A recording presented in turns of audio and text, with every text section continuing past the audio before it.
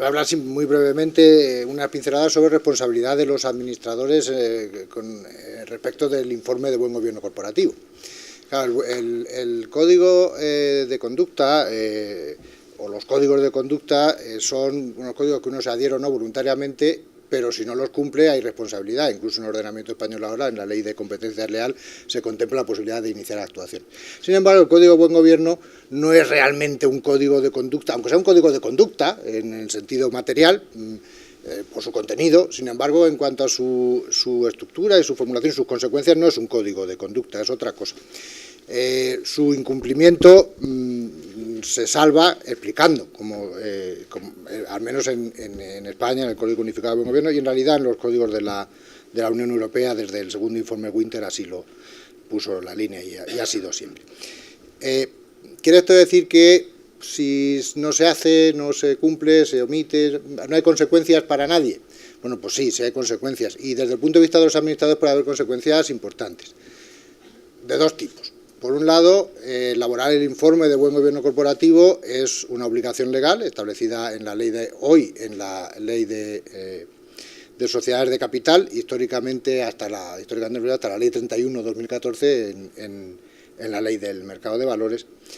pero da igual en qué ley está, sigue siendo una obligación que si se incumple constituye una infracción grave, curiosamente grave, no muy grave, que siempre me ha llamado la atención de que siempre la considerada así. Y ello conlleva, aparte de las sanciones al incumplidor, que es la sociedad cotizada, por referencia del 106, las infracciones graves de la Ley de Mercado de Valores pueden aparejar, para quienes han sido responsables del incumplimiento de la norma, sanción a ellos mismos cuando son administradores. Y qué duda cabe que quienes deben elaborar el informe de gobierno corporativo son los administradores. Digo que duda cabe porque, aunque la ley es vaga en este sentido, la orden ministerial la vigente, que es del 2013, pero también la anterior, establecía sin lugar a dudas que quienes están obligados, lo dice simplemente, a elaborar el informe de gobierno corporativo son los miembros o es el Consejo de Administración. Por tanto, consecuencia inicial o primaria, así a primera vista de incumplimiento, una sanción que es básicamente una multa, que bueno, para una persona física una multa hasta 150.000 y algo, €1, 250 euros, me parece, pues es un dinerillo. Es para pensarse, por lo menos, depende de las remuneraciones que tengan. Claro, hay consejeros a la vista de las medias que dicen que son 324.000, me pareció hoy de las críticas, la media de remuneración de los administradores, las cotizadas, bueno, pues no es tanto, pero en fin, para mí es mucho. Y una segunda, y la suspensión durante un tiempo en el ejercicio de cargos, pero curiosamente en la entidad infractora. No se extiende a otro tipo de entidades. Cierto es que hay algunas entidades como entidades de crédito y demás que cuando se ha sido sancionado por una infracción grave en otras materias, en materia de mercado de valores, no se puede ejercer cargo en ninguna entidad, ¿no?, de este tipo. Pero bueno, llama la atención el alcance un poco limitado de la sanción, porque parecería que alguien que incumple una obligación de este tipo está incumpliendo una obligación básica en el mercado de valores y debiera haber sido quizá la sanción. Pero bueno, así dice la ley. ¿Y hay otra consecuencia, alguna más? Pues yo creo que también, por no ahorrar las disquisiciones que diga, voy a la conclusión. Yo creo que cabe una acción de responsabilidad del artículo 236 de la Ley de Sociedades de Capital, porque no cabe duda de que se está causando un daño a la sociedad. ¿Qué daño? Hombre, pues hay un daño directo que es la sanción que le van a poner. Y hay un daño reputacional. La sociedad que estando obligada a elaborar el informe de gobierno corporativo no lo elabora o lo elabora indebidamente, es decir, con omisiones o con falsedades, que duda cabe que resulta perjudicada en su imagen y posiblemente a lo mejor hasta en las posibilidades económicas que tenga de emitir nuevas obligaciones o ampliar capital, etc. Por tanto, y aquí, al ser una infracción de una norma legal, la culpa, como también dice la ley, se presume. Por lo tanto, la aplicación de los 236 sería. Hay una infracción clara del deber de diligencia de los administradores, no del deber de lealtad. Yo creo que aquí no estamos en un tema de lealtad, sino de diligencia. Y a menos que precisamente no se haya hecho el informe porque haya alguna cuestión de leal, pero eso será otra cuestión que irá en paralelo, o sea, una infracción o una actuación que será sancionable por otra vía. Y aquí lo único que ocurre, este es un matiz importante, es que al ser una infracción del deber de diligencia y no del deber de lealtad, la acción social de responsabilidad sigue el camino clásico, es decir, solo la pueden interponer los accionistas que tengan el 5% ahora de capital social cuando no lo haya hecho la sociedad. Si fuera una infracción del deber de lealtad, sabemos que ahora la reforma de la Ley 31 de 2014 permite una acción directa, sin necesidad, o sea, ya no subsidiaria, sino que es directa. Bueno, hay dos consecuencias, por tanto, que son relevantes y es algo más que cae en la cabeza de los administradores de las sociedades, de las sociedades en general y de las sociedades cotizadas en particular, que, aunque en este caso es justificada y justificable, me parece evidente, pero que no sé si ya con esa elaboración de sanciones, amenazas, obligaciones y demás, no sé si hay alguien que pueda tener las capacidades y estar dispuesto a ser de verdad administrador de una sociedad cotizada. Pero bueno, quizá vamos al administrador profesional y exclusivo, ¿no? Porque pues, va a ser muy difícil de otra manera llegar a cumplir con todas estas obligaciones. Y con esto nosotros nos hemos permitido ser un poco el verso libre, quizás inducidos también por la presión del día a día después de 5 años de trabajo muy intenso en sede de reestructuración y en donde vives situaciones que mucho más allá de los encasillamientos doctrinales y de la dicción literal que puedan tener los preceptos que ahora regulan la responsabilidad de los administradores y los deberes de los administradores en la sociedad de capital, sociedades de capital, pues que se nos plantean en el día a día y se nos plantean en el día a día con cierta virulencia. Y uno se da cuenta de que en los procesos de crisis empresarial y de reestructuración patrimonial los intereses de los acreedores pasan a tener una importancia muy significativa y que entra en conflicto o puede entrar en conflicto con los intereses de los propios administradores, por supuesto, pero también de los accionistas, ¿no? De hecho, la última reforma que se introdujo en la ley concursal pues empieza a insinuar esa tensión cuando establece como detonante de la responsabilidad de los accionistas por el pasivo concursal que no se puede haber atendido, aquellos supuestos en donde se nieguen a una capitalización cuando esa capitalización sea razonable, ¿no? Es ahí donde se pone de manifiesto esa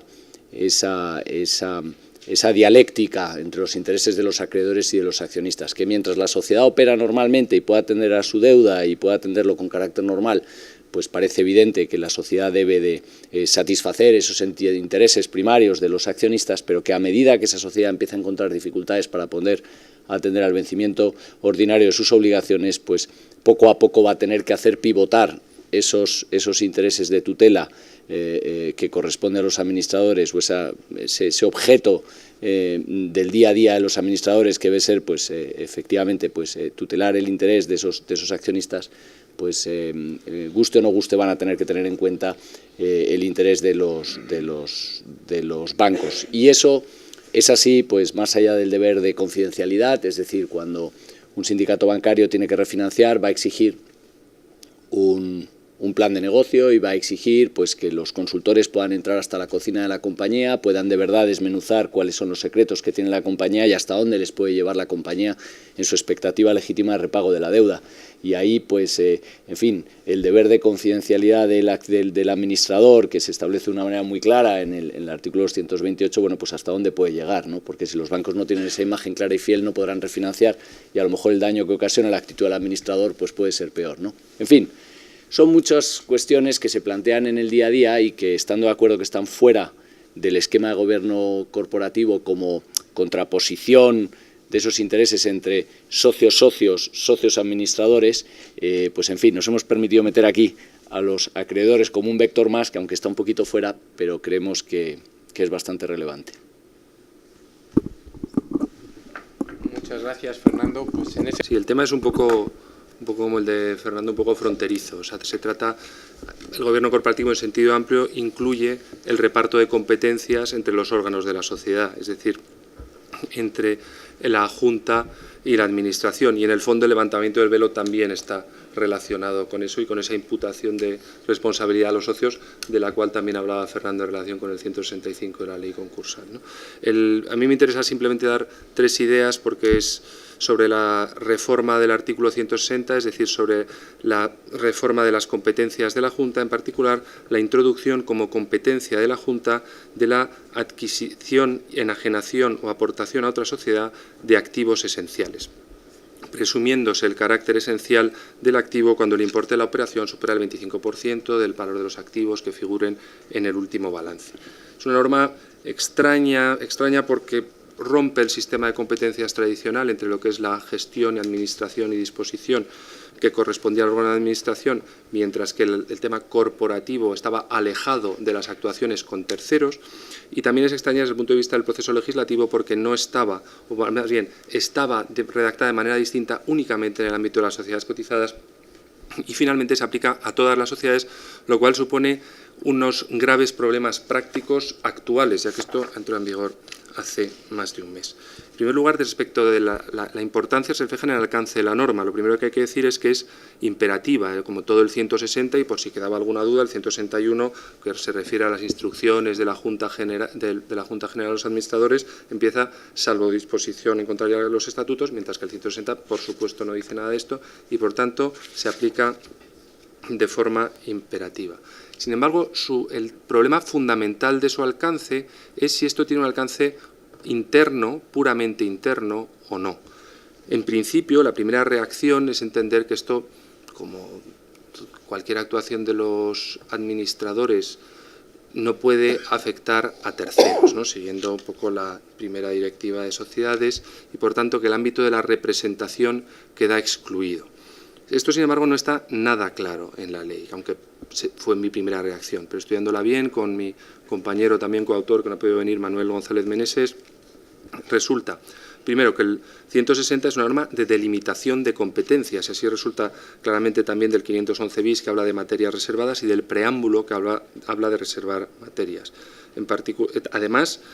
yo pensé que iba a encontrar apoyo en el artículo 9 de la primera directiva, que dice que la sociedad quedará obligada frente a terceros por los actos realizados por sus órganos, a menos que dichos actos excedan los poderes que la ley atribuya o permita atribuir a estos órganos, con lo cual,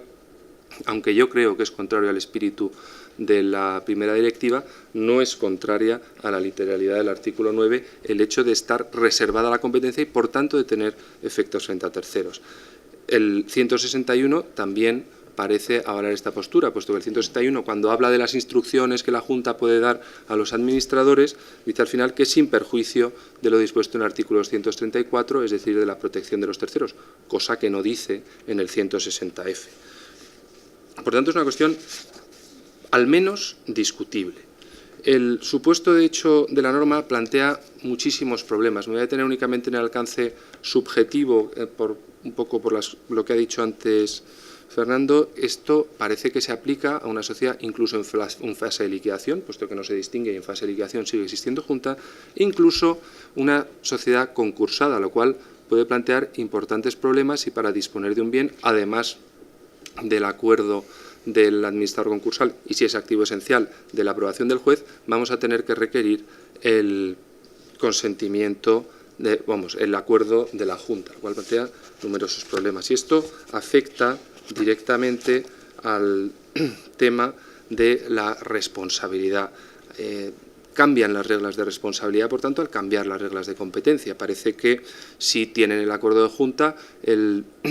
administrador ya no será responsable de ese acto, aunque yo creo que eso también se podría discutir, hasta qué punto esto es una competencia de la Junta o habría de seguirse, ya que el preámbulo los asimila a operaciones parecidas a las modificaciones estructurales, hasta qué punto no tiene que haber una especie de proyecto del administrador que se presenta a la aprobación por la Junta. Por otra parte, se podría plantear, como señalaba Fernando antes, el tema de la responsabilidad de los socios. Recordemos que la ley concursal habla o considera administrador de hecho en el caso de que el administrador actúe bajo las instrucciones de algunos de los socios, es decir, pueden convertirse en administradores de hecho a través de la realización o de la aprobación de determinados actos que pueden tener trascendencia para el concurso. Incluso cabría plantearse la responsabilidad, en el sentido que decía Fernando, por la no adopción de estos acuerdos o una evolución en ese sentido. Finalmente, me gustaría hacer una reflexión breve sobre la ley en su conjunto, que es una ley, bueno, aquí no he hablado de los problemas de la presunción, ni tampoco de la actuación notarial en relación con esta competencia, que nos plantea muchísimos problemas, y yo creo que es un tema que tenemos que entrar a juzgar los notarios, aunque no podemos ir más allá, obviamente, de lo que nos diga el administrador respecto del carácter esencial del bien y de la situación contable respecto de la presunción.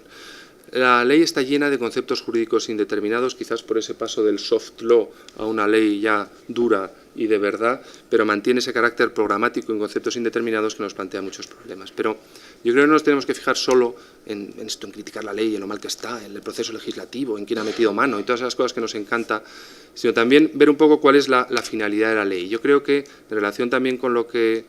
decía Manuel Conte, pero en un sentido distinto, la ley tiene una cierta finalidad moralizante, es decir, se trata,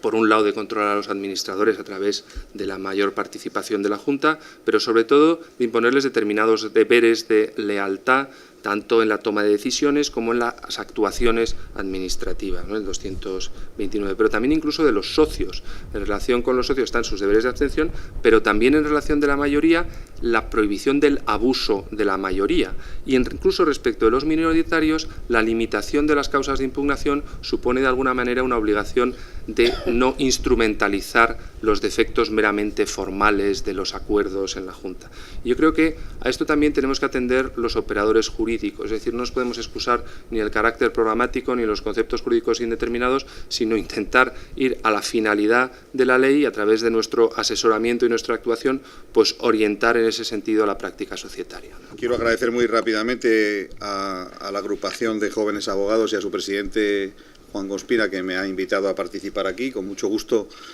vengo a la Casa de los Abogados a hablar de cuestiones que yo siempre he tratado que no fueran normativas. Es una cierta contradicción, por no decir también una cierta frustración, tener que hablar del gobierno corporativo en el marco de las leyes, puesto que su esencia es básicamente el cumplimiento voluntario de determinadas recomendaciones. Lo que pasa que el devenir de los hechos y de las realidades, pues nos demuestran que hay muchas facetas de la gobernanza que, si al final no se acaban regulando, se utilizan de mala manera por algunos de los responsables de los consejos de administración. Es una cierta tragedia el que tengamos que intervenir normativamente sobre estas cuestiones que afectan a la gobernabilidad de las empresas y al ejercicio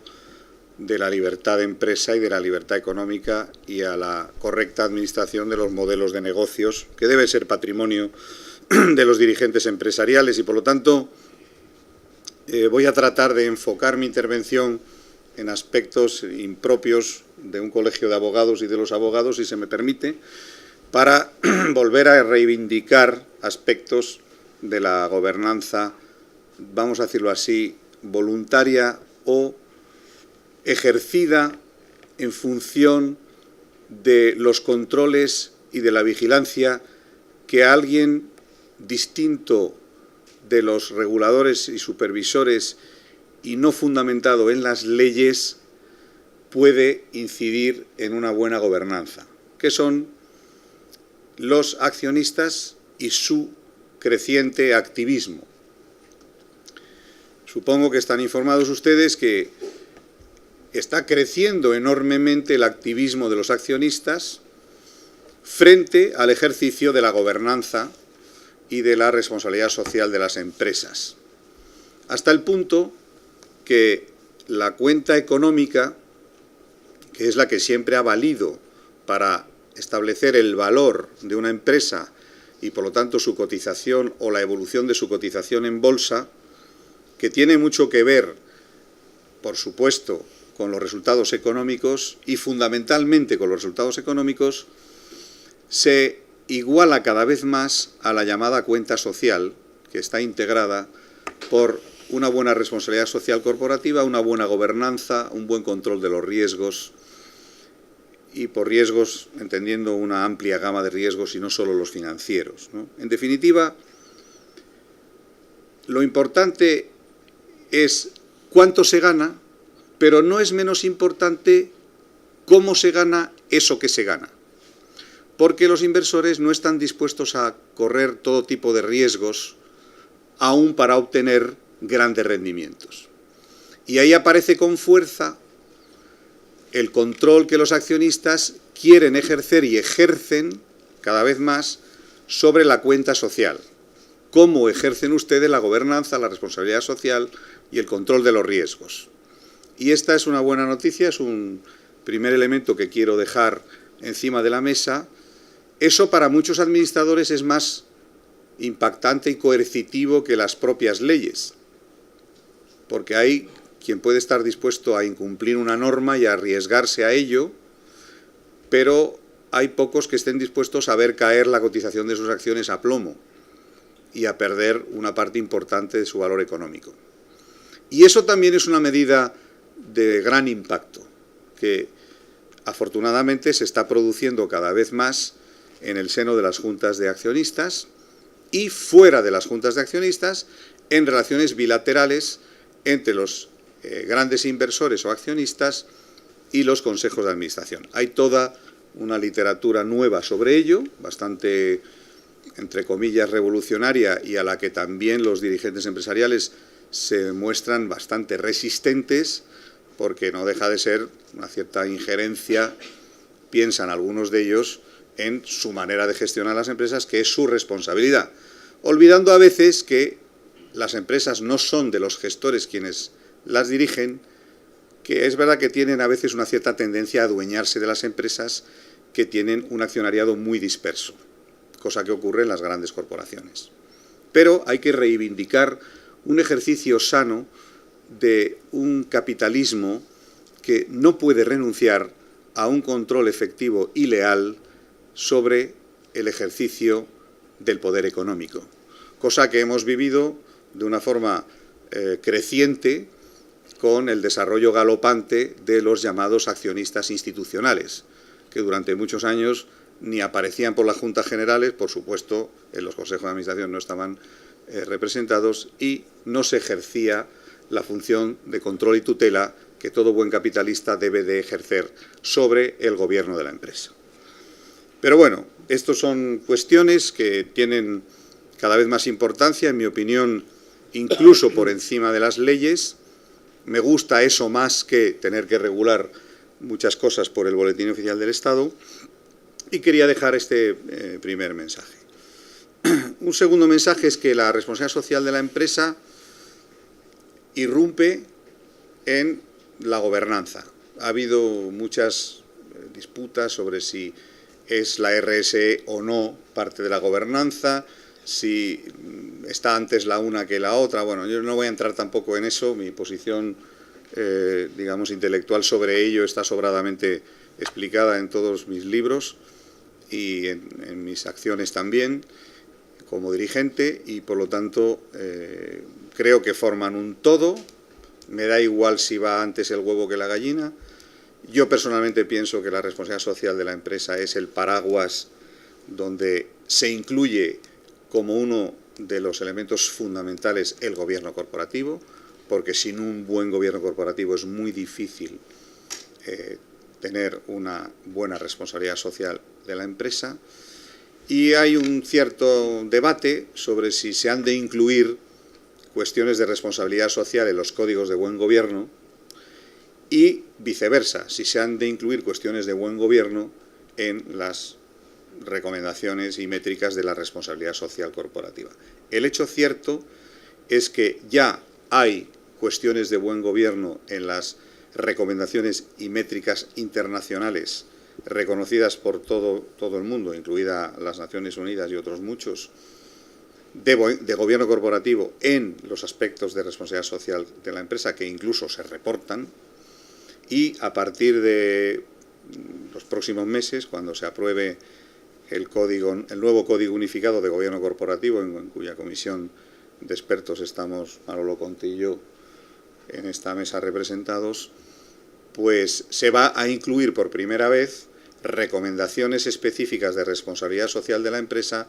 en un código de buen gobierno, igual que están las de buen gobierno en los códigos o recomendaciones de responsabilidad social corporativa, demostrando esa permeabilidad que yo he defendido siempre y que tampoco es tan trascendental, es más bien dogmático el decidir si debe estar o no debe estar en un lado o en otro. Lo importante es que esté y va a estar. Y ese es otro mensaje que quería dejar. Y no terminaría sin decir casi todo de lo que hoy hemos hablado respecto de aspectos normativos fue hace mucho tiempo referido a recomendaciones que desgraciadamente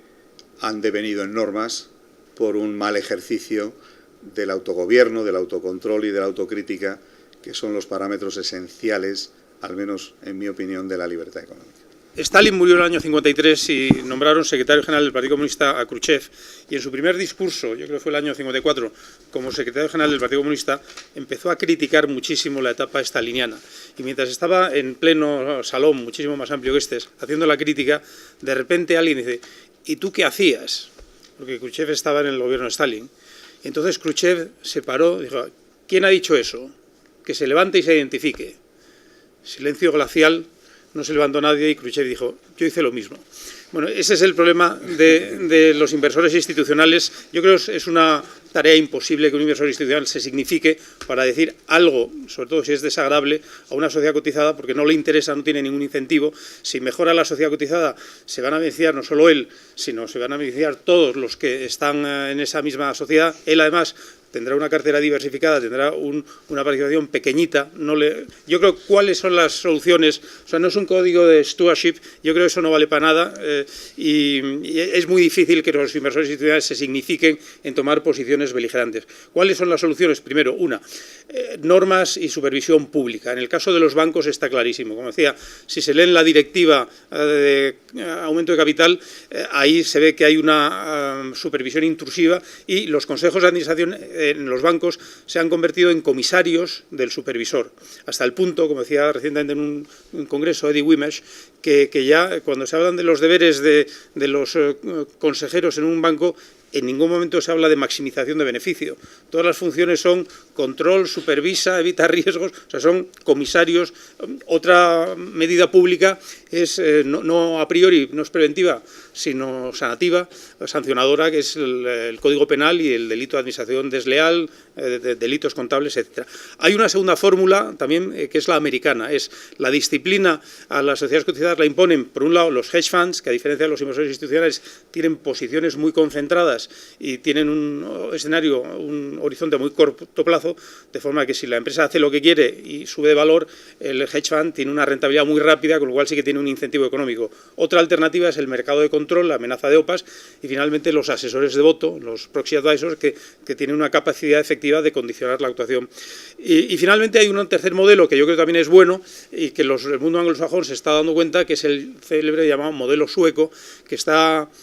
compuesto por dos elementos. Primero,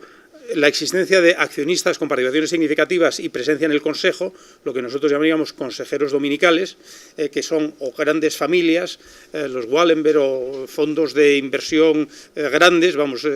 inversores industriales, junto con el otro elemento que es esencial, que es una opinión pública severísima, con unos estándares éticos pues luteranos, protestantes, que no pasan una. Y esa combinación yo creo que es más eficaz que el sistema de accionariado disperso. También se aplica, por ejemplo, en los grandes periódicos, ¿no? El tener una familia que hace de perro guardián, no solo para sí, sino para todos los accionistas, y que además se somete a unos criterios muy estrictos, es un mecanismo eficaz. Y se ha aprobado precisamente esta semana pasada en Suecia, donde ha habido un célebre escándalo. Una de estos holding, Industriverden, pues tenía un presidente que se utilizó un jet privado de la compañía para llevarse a toda la familia de vacaciones a unos bosques en el norte de Suecia, que eran propiedad de una empresa filial. Incluso, además, se le olvidó la cartera o se le olvidó el teléfono, no sé qué, y desde el norte de Suecia mandó el jet privado a Estocolmo a que le recogieran la cartera. Bueno, un periódico lo ha puesto de manifiesto, se ha armado un escándalo y ha tenido que fulminantemente dimitir, no solo de ese puesto, sino de todos los puestos corporativos que tenía el tal presidente, un tal Sverker Martin Löf, ¿no? Con lo cual, yo creo que esos son mecanismos eficaces y, sinceramente, yo creo que incluso cuando se tiene una inversión institucional tan madura como la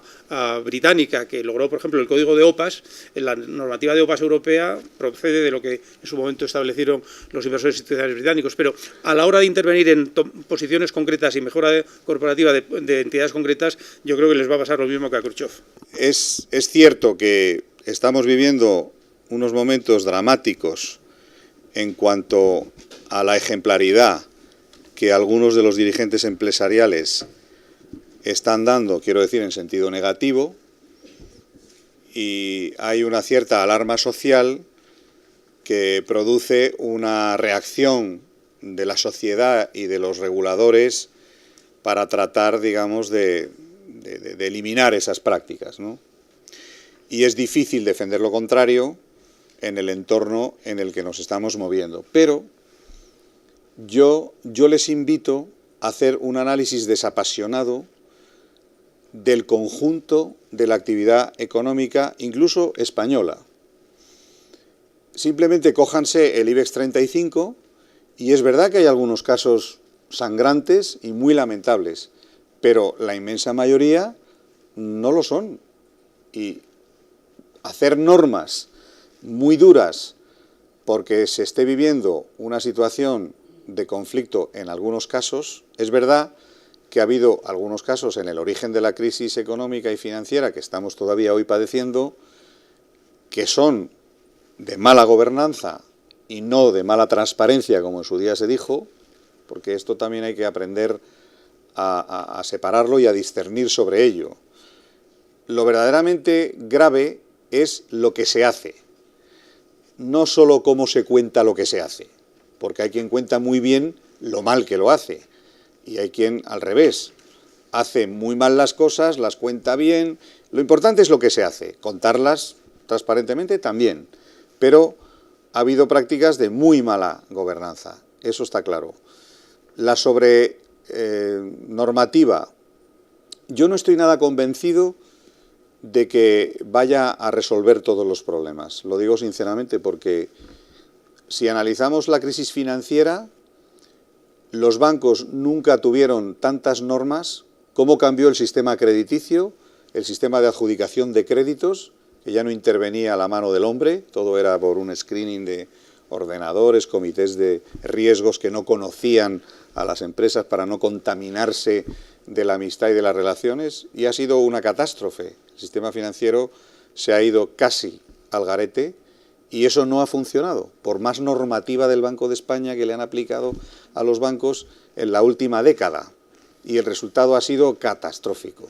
¿de acuerdo? Por lo tanto, no estoy muy convencido, el tiempo nos dirá cómo va, y hay de todo un poco. Si nos fijamos en los mercados que funcionan mejor y en las economías que han sido más bollantes, la capacidad de intervenir con normas es menor que en los que han ido, digamos, peor, ¿no? Y por lo tanto, si eso puede servir de algo, quizás me inclino más porque haya menos normas. La abundancia de normas no se opone a la llamada desregulación. Es decir, no se trata de que haya más normas, se trata de que las normas que existan verdaderamente protejan los intereses que se quieren proteger y se apliquen. Es decir, efectivamente uno puede hacer miles de normas y no limiten en absoluto las cuestiones esenciales en los mercados financieros. O sea que no hay que confundir la regulación con el exceso de regulación. Tiene que haber regulación, por supuesto, y tienen que ser las menores posibles y lo más claras posibles, lo cual no quiere decir que eso sea equivalente a la regulación. Es decir, que se confunde un poco el exceso normativo con el hecho de que existan normas que limiten o que protejan determinados intereses. Y después, yo creo que aquí lo que ha sucedido, sin embargo, es que, por ejemplo, en el 160F del que yo he hablado, se han extendido determinadas normas que solo debían aplicarse a sociedades cotizadas a la generalidad de las sociedades, pero también en el tema de los 4 consejos, etcétera. Es decir, que ahí yo creo que había cosas que debían haberse limitado a determinado tipo de sociedades y en ese sentido puede haber un exceso de desregulación. Yo particularmente tengo poca fe por la experiencia en el soft law, pero vamos, es una cuestión personal. Creo que la ley concursal establece un régimen de responsabilidad que no es, lógicamente, tan sistemático como el que recoge la Ley de Sociedades de Capital, sobre todo porque la Ley de Sociedades de Capital tiene que recoger un régimen en el día a día y la ley concursal tiene que recoger uno expresamente sancionatorio. Yo personalmente creo que en sede concursal, donde confluyen la patología de todas las distintas ramas del derecho y que creo que constituye quizás uno de los aspectos más complejos y donde, insisto, van a parar pues todas las situaciones más patológicas que pueda haber en el terreno laboral, en el terreno público, en el terreno mercantil, en el terreno civil. Yo no soy nada partidario de que la ley concursal se convierta en una especie de cajón desastre asistemático donde en cada reforma se le introducen lo que en ese momento y en caliente pues se decide que es lo mejor. Yo creo que eso debería ser competencia de la jurisprudencia y en concreto tendría que haber una especial diligencia por parte de nuestro Tribunal Supremo, ahora que tiene un sistema de casación tan restrictivo, de verdad, con una manera muy sistemática, empezar a entrar y a sentar jurisprudencia caso por caso. Creo que, insisto, el mejor derecho concursal que podemos tener es el que nos dé nuestra práctica, no el que salga de la mente de unos codificadores que en un ejercicio normalmente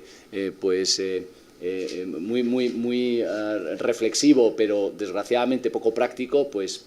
pueda surgir. Y además hay que tener mucho cuidado porque corremos el riesgo de exterminar la clase empresarial. Es decir, al final la clase yo acepto que sean pues como los gérmenes, ¿no? Bueno, pero es que los gérmenes son necesarios, ¿no? Entonces, al final, si la clase empresarial se le establece un sistema de asepsia a través de distintas normas del Código Penal, de la ley concursal, de la ley de sociedades de capital, etcétera, puede llegar a un punto en donde ni siquiera el administrador profesional